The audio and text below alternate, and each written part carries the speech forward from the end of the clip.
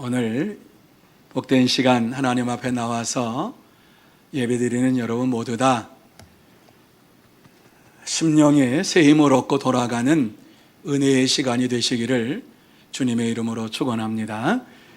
그래서 어떠한 모습으로 나왔든지 간에 다시 한번 심령 속에 하나님 주시는 큰 은혜와 사랑과 축복을 느끼고 하나님이 나와 함께 하십니다 하는 이러한 확신을 가지고 예배를 드리고 또 하나님께 영광 돌리는 복된 시간 되시기를 바랍니다. 지난해 12월 5일 날 광주 광산구에서 의로운 시민상을 8명에게 주었습니다.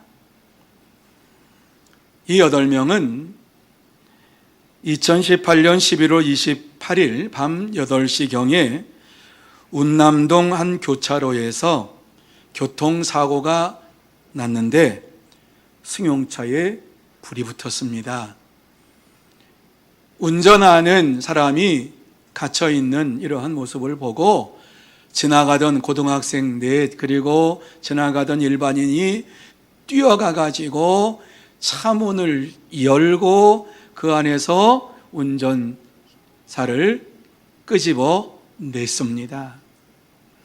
차가 불이 붙고 있는 가운데 그리고 정말 잘못하면 터질 수도 있고 그 화염으로 인해서 상처받을 수도 있는데 그 모습을 보고 달려가 가지고 문을 열고 소화기를 가지고 사람들이 주위에 있는 사람들이 나와 가지고 불을 끄고 하는 이러한 일들이 벌어져서 무사히 그 운전하시는 분을 구해냈습니다.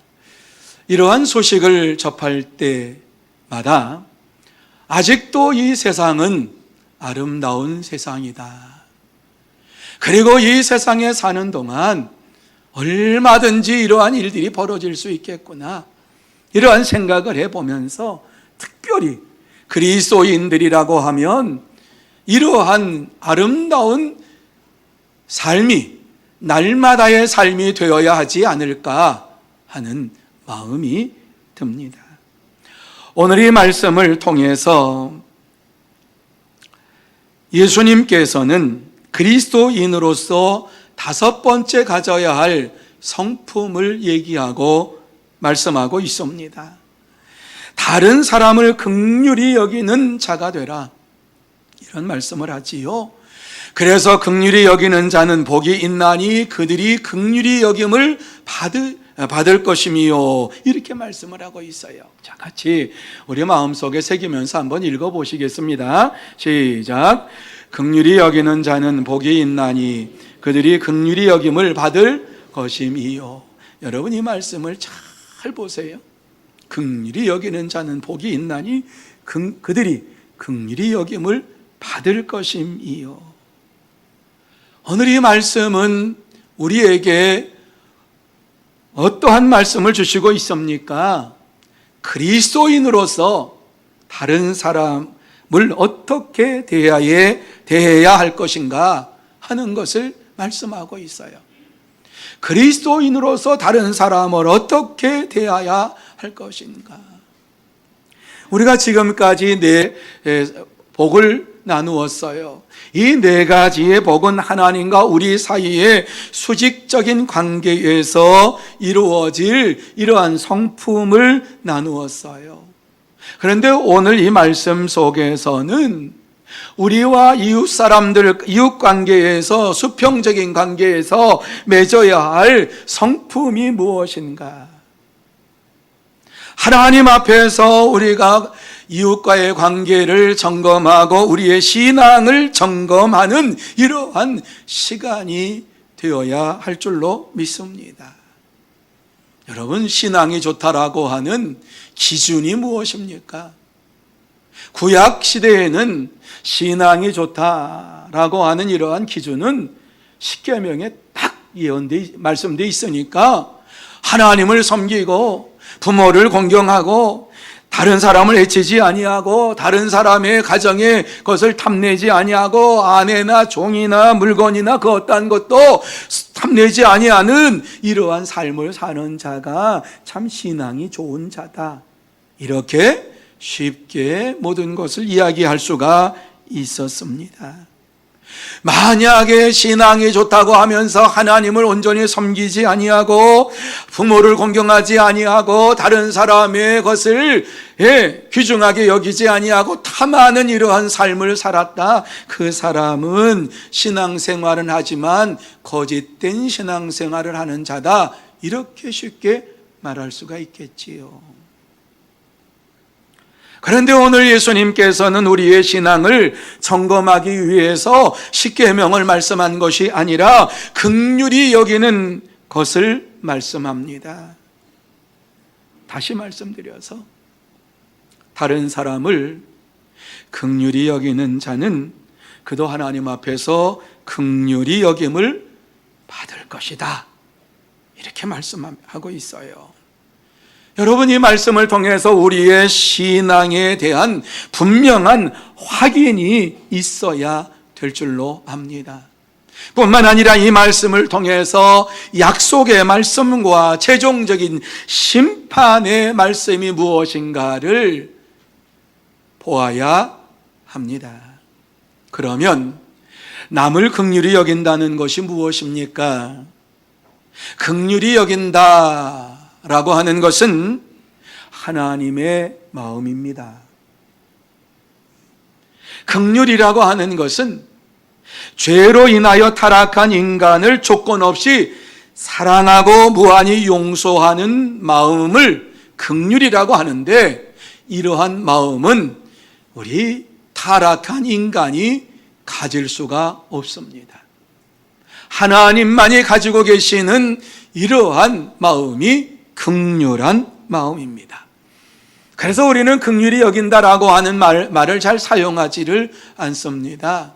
그래서 그 대신에 불쌍히 여긴다, 동정한다, 도와준다, 이러한 말을 사용합니다. 우리 주위에는 지금도 어려운 이들이 참 많이 있습니다.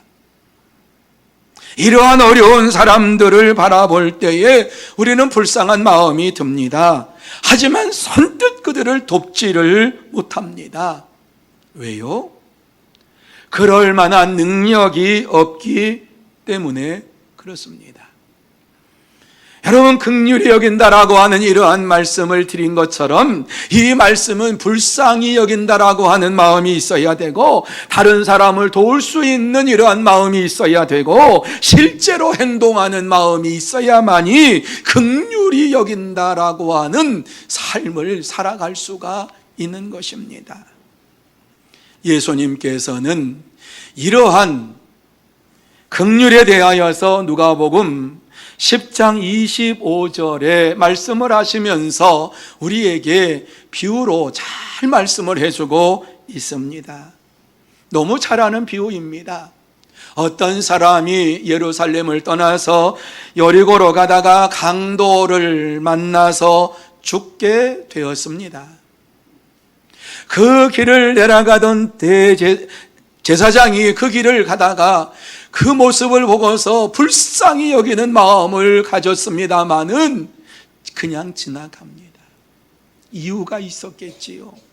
그 사람을 도와주다가는 제사 드리는 시간이 놓칠까봐, 아니 다른 사람과의 약속이 놓칠까, 그냥 불쌍한 마음이 들지만 아이고 안 됐다고 그러면서 미안하다고 그러면서 지나갑니다.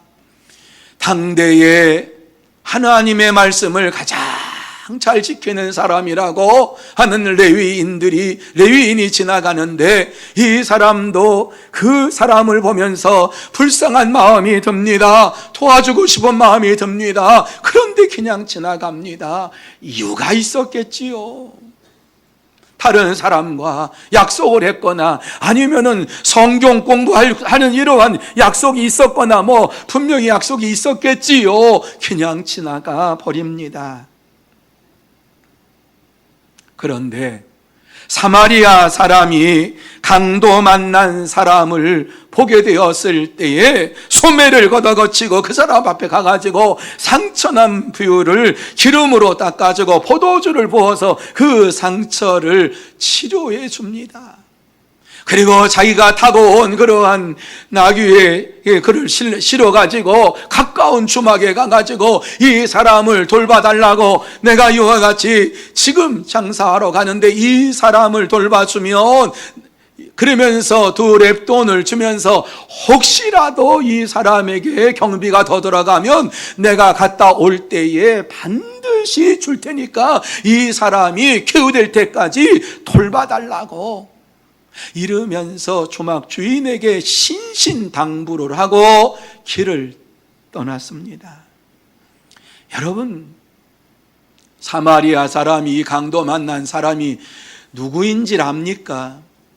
어떠한 사람인지 압니까? 몰라요. 다 지금 빼앗기고 어때요? 죽을 상태에 있고 모든 것 다 강도에게 빼앗겼어요. 두들겨 맞았어요. 이 사람과 아무런 관계가 없어요. 그런데 이 사마리아 사람은 그를 바라보면서 불쌍히 여기고 어떠한 대가를 바라는 것이 아니라 그 사람을 나을 때까지 치료해 달라고 치료비를 주면서 혹시 모자라면 내가 다 주겠다고 약속을 하고 떠났어요. 생명부지의 사람이에요. 그런데 이렇게 불쌍히 여기는 마음으로 그 사람을 돌봤어요. 이것이 긍휼이다 라고 말씀을 하는 겁니다. 이 시대에 이러한 삶을 산다고 하면 많은 사람들이 쓸데없는 일에 신경 쓰지 마십시오. 우리와 상관이 없는데 뭐 그렇게 신경 씁니까? 왜 그러냐고, 그냥 냅두라고. 그런데 예수님은 이러한 비유의 말씀을 하시면서 너희도 그렇게 하라.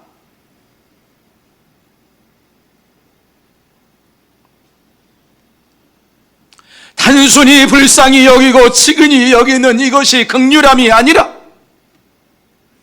그러한 사태를 보고 그 사람이 어떠한 사람이기 때문에 도와주고 안 도와주고가 아니라 그 사람이 지금 당한 위기에서 죽게 되었다고 하는 사실을 보고 자기의 일과 이익을 뒤로 두고 구체적으로 도와주면서 살려주는 것이 긍휼히 여기는 마음이다. 너희도 이와 같이 긍휼히 여기는 마음을 가지고 이 세상에서 살아라. 이렇게 말씀해주고 있습니다. 사랑하는 성도 여러분, 예수님께서 우리에게 말씀하시는 것이 무엇입니까? 우리 주위에 어려운 사람이 있느냐? 지금 불쌍히 여기고 도와주어라. 이렇게 말씀하지 않습니까? 어려움을 보고 있는 지금 네가 그 사람을 도와줄 수 있는 장본인이다. 이렇게 말씀하고 있지 않습니까? 그런데 우리 자신을 돌아볼 때에 우리 자신은요, 우리 자신 스스로를 우리를 돌아볼 때 우리 자신의 앞가름도 제대로 못하는 이러한 자들 아닙니까? 그래서 우리는 얼마든지 얘기할 수 있잖아요. 내 신앙도 제대로 지키지 못하는데 어떻게 다른 사람을 긍휼히 여길 수 있습니까? 내 코가 석자인데. 하지만 예수님께서는 그것을 모르시고 너희들도 그렇게 하라고 말씀하신 것이 아니라 아직 제대로 서지 못한 것을 안다. 아직도 부족한 것을 안다. 그러나 네가 그 사람을 도와줄 수 있는 능력을 가진 자다. 우리에게 말씀하고 있습니다. 그러므로 저와 여러분이 주위 어려움을 당한 자를 돌아보고 긍휼히 여기는 이러한 자가 될 때에 하나님께서 저와 여러분에게 은혜로 채워주시고 하나님의 역사하심으로 채워주실 줄로 믿습니다. 이러한 믿음의 복을 받는 여러분이 되시기를 예수님의 이름으로 축복합니다. 그러면 어떻게 해야지만이 긍휼히 여기는 자가 될 수 있느냐는 것입니다. 저와 여러분이 어떻게 해야지만 긍휼히 여기는 자가 되느냐? 성경은 딱 한마디 우리에게 합니다. 하나님을 만나야 한다, 이렇게 말씀합니다. 성경 전체에서 하나님을 만나지 아니하고서 긍휼을 베푼 자가 한 사람도 없고, 하나님을 만나지 아니하고 주의 말씀을 따라 순종한 자가 한 사람도 없어요. 주님을 만난 그 사람이 다른 사람을 긍휼히 여기고 불쌍히 여기고 나라와 민족을 불쌍히 여기면서 하나님 앞에 기도했던 이러한 하나님의 사람들이었음을 우리에게 말씀해 주고 있습니다. 사도 바울도 주님 만나고 나서 에베소서 2장 4절과 5절에 긍휼이 풍성하신 하나님이 우리를 사랑하신 그 큰 사랑을 인하여 허물로 죽은 우리를 그리스도와 함께 살리셨고 라고 고백을 했습니다. 바울 사도는 하나님을 만나고 주님을 만나고 난 이후에 긍휼이 풍성하신 하나님이심을 깨닫게 되었고, 우리를 사랑하시는 그 사랑으로 인하여 허물로 죽은 나 바울 자신을 그리스도와 함께 살리셨다 확신을 가지고 하나님 앞에서 긍휼을 베푸는 삶을 살아가는 자가 되었습니다. 디도서 3장 5절에서도 그는 이렇게 고백합니다. 우리를 구원하시되 우리가 행한 바 의로운 행위로 말미암지 아니하고 오직 그의 긍휼하심을 따라 중생의 씻음과 성령의 새롭게 하심으로 하셨나니, 이렇게 말씀합니다. 바울 사도는 자기가 의로워졌기 때문에, 자기가 의롭기 때문에 하나님께서 구원해 주신 것이 아니라, 자기의 행위로 구원받은 것이 아니라 하나님께서 나에게 긍휼하심을 베풀어 주심으로 인하여서 내가 예수 그리스도를 믿게 되었고, 중생의 씻음, 거듭남의 이러한 체험을 하게 되었고, 성령의 새롭게 되는 역사를 내가 받음으로 인하여서 이와 같이 내가 주 앞에서 복음을 전하고 다른 사람을 긍휼히 여기면서 복음을 전하는 자가 되었다, 이렇게 고백을 하고 있는 것입니다. 그렇습니다, 여러분. 아무리 긍휼히 여기기를 우리가 마음속에 결단하고 불쌍히 여겨야지, 긍휼히 여겨야지, 그렇게 해서 이루어지는 긍휼이 아니라 하나님을 만난 자만이 하나님의 긍휼하심이 풍성하게 임할 줄로 믿습니다. 하나님을 만난 자만이 하나님의 은혜와 자비하심이 그 심령 속에 넘치게 나타나게 됩니다. 여러분, 하나님을 만난 자들은 모든 사람이 하나님의 창조하심을 받은 사람이다, 하나님의 형상대로 창조되었다라고 하는 사실을 깨닫게 되는 것입니다. 그래서 이 땅에 살면서 모든 사람을 존중하는 이러한 믿음의 삶을 살게 되는 것이에요. 여러분, 우리가 이 땅에 살기 때문에 우리 교회가 이렇게 아름다운 건물을 지었을 때 그 요 주위에서는 우리 교회가 좀 제일 높다 그랬어요. 그런데 우리 교회보다 더 높은 건물이 뒤에 들어섰어요. 그러니까 참 높다 이렇게 생각을 하고, 우리 교회는 참 낮다 이런 생각을 합니다. 광주에 진짜 높은 빌딩 하나 들어섰더라고요. 터미널 앞에 보니까는 이렇게 보니까 굉장히 높아요. 여기서 보면은 우리 교회에서도 보여요. 그 몇 층, 38층인가 40층인가 뭐 층수는 잘 모르는데 하여튼간에 이렇게 봐야지만 꼭대기가 보이는 그러한 게 들어섰단 말입니다. 진짜 높아요. 그것에 비교해서 터미널을 이렇게 보면 참 낮다 이렇게 보지요. 여러분, 무등산을 볼 때 참 높다, 옆에 있는 산을 볼 때 참 낮다, 이렇게 우리는 금방 알 수가 있습니다. 그런데 여러분, 비행기 타보셨지요? 비행기 타고서 어때 창문을 해서 이렇게 보면은 어떤 놈이 큰 건물이고 어떤 놈이 작은 건물이고 어떤 산이 큰 산이고 어떤 산이 작은 산인지 잘 분간이 안 돼요. 그게 그거예요. 이렇게 보면 산이 있구나. 점점 아이고 뭐 건물이 있는데 점점 사라지네, 없어지네. 그러고서 꼭대기가 보이지도 않아요. 여러분,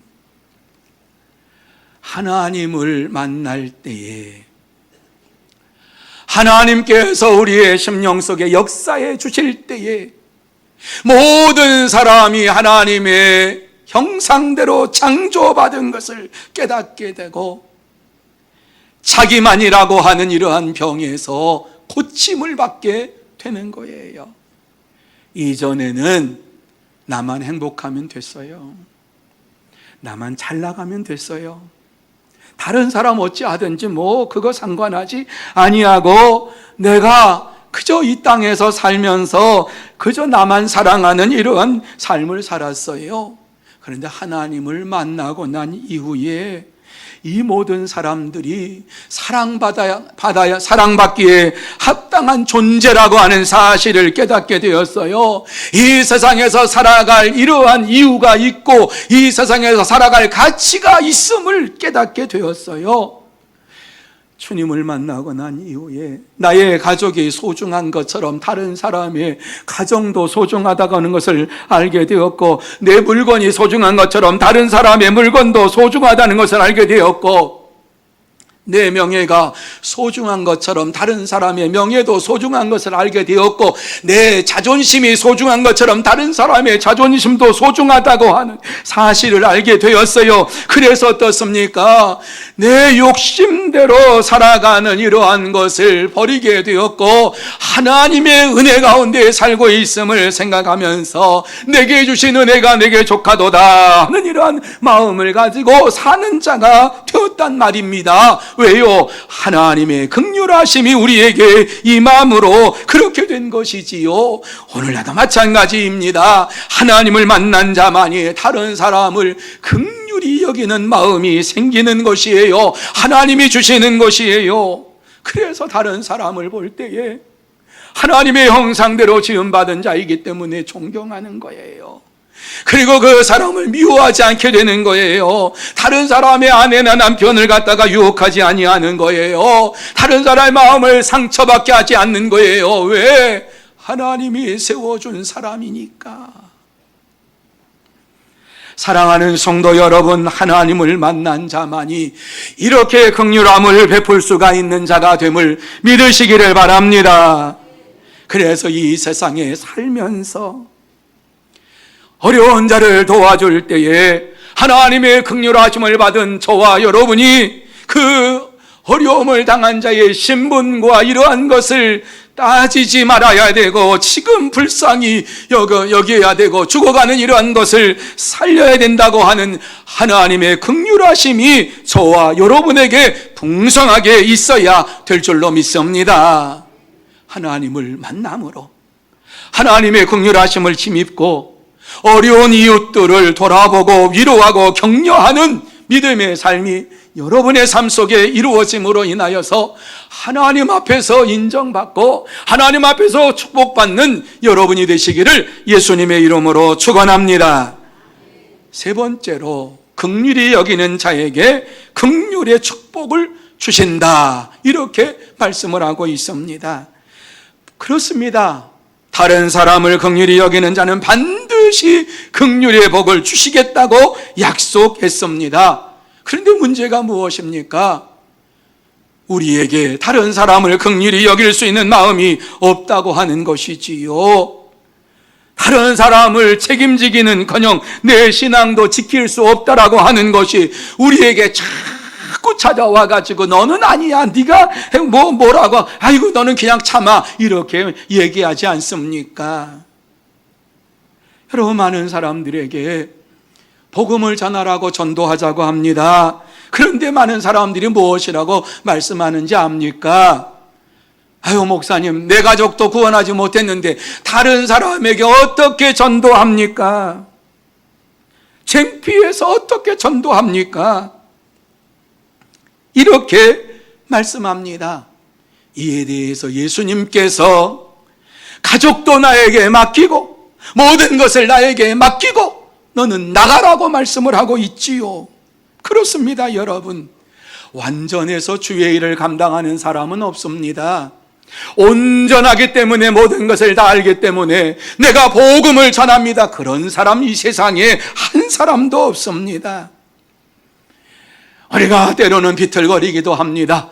넘어지기도 합니다. 낙심하기도 합니다. 어떤 문제에 있어서는 그저 예수 안 믿는 사람처럼 그냥 그렇게 되는 이러한 모습도 있습니다. 그럼에도 불구하고 주님께서는 우리에게 나가라고 말씀합니다. 네가 예수를 믿어서 의인이 된 것처럼 그 소식을 전하라고 말씀합니다. 제대로 서지 못한 신앙생활을 하고 있는 우리에게 그럼에도 불구하고 네가 나가서 복음을 전하라고 말씀하고 있습니다. 여러분, 바울 사도는 바로 그러한 주님의 명령을 받고 순종한 사람이었습니다. 그가 예수님을 알고 난 이후에 예수님에 대해서 완전하게 알았습니까? 몰랐습니다.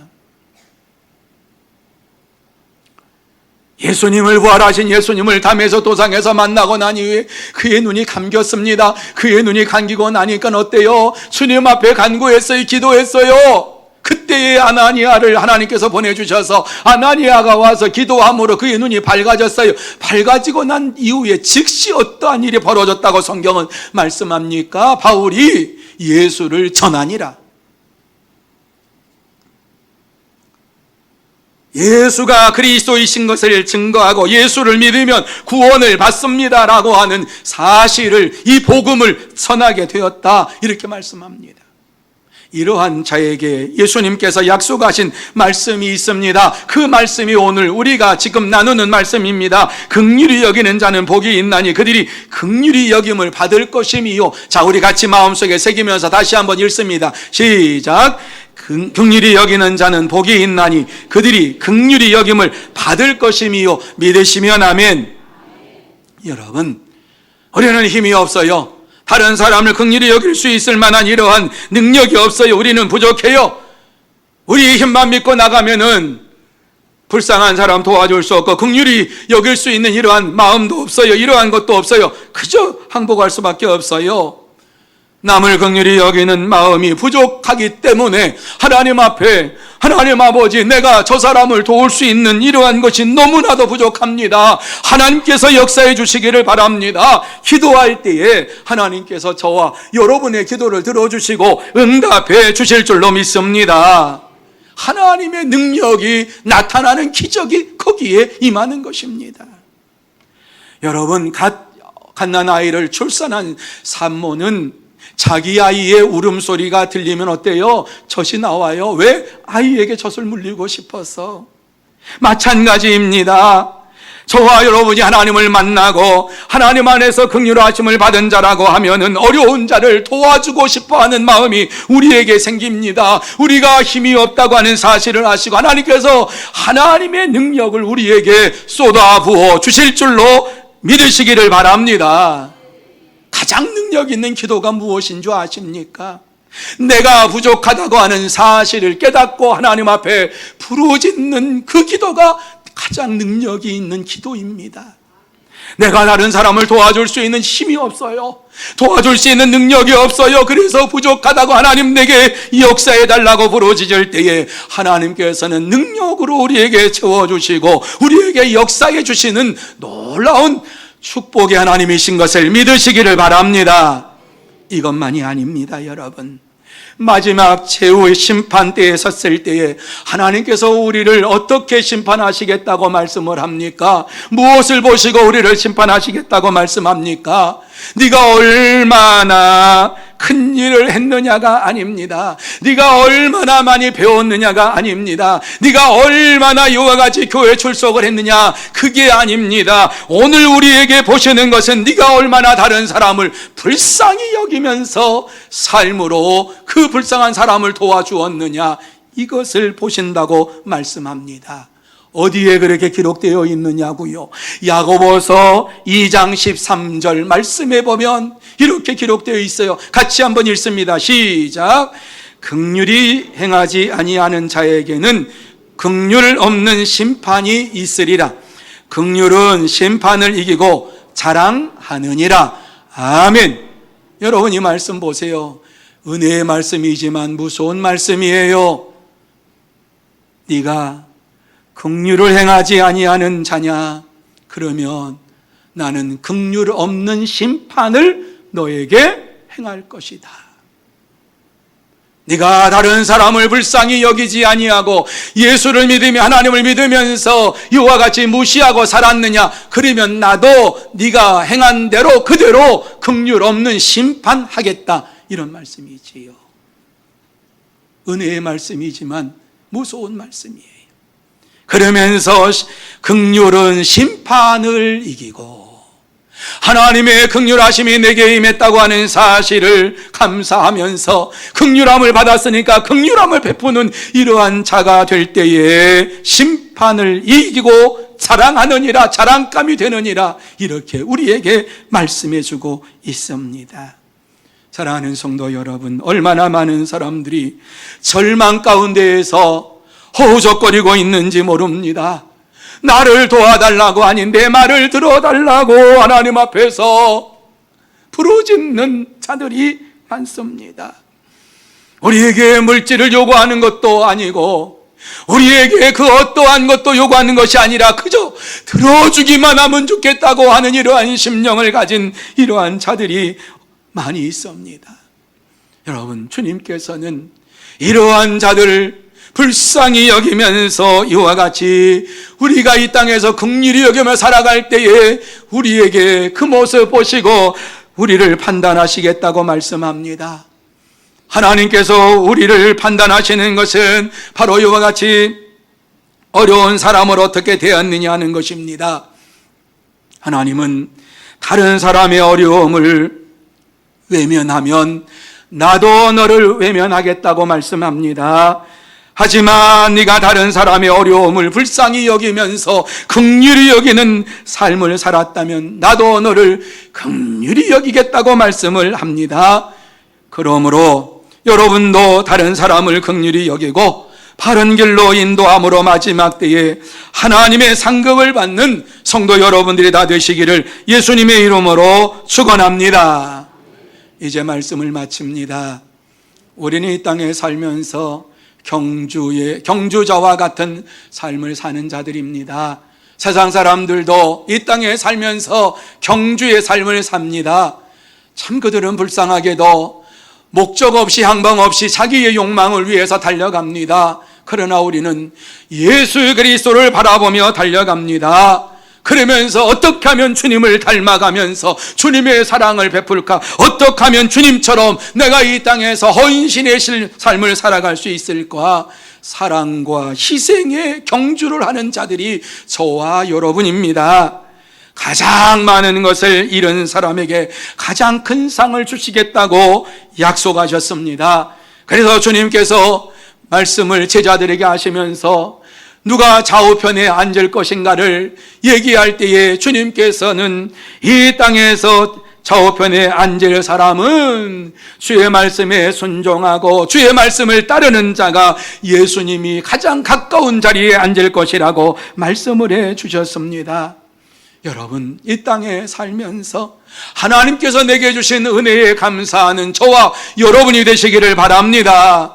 다른 사람 비교하지 마십시오. 이 땅에 살면서 다른 사람이 나보다 더 좋은 집에 살고 있다고 시기하지도 말고요, 다른 사람이 나보다 더 돈을 많이 갖고 있다고 질투하지도 마시기 바랍니다.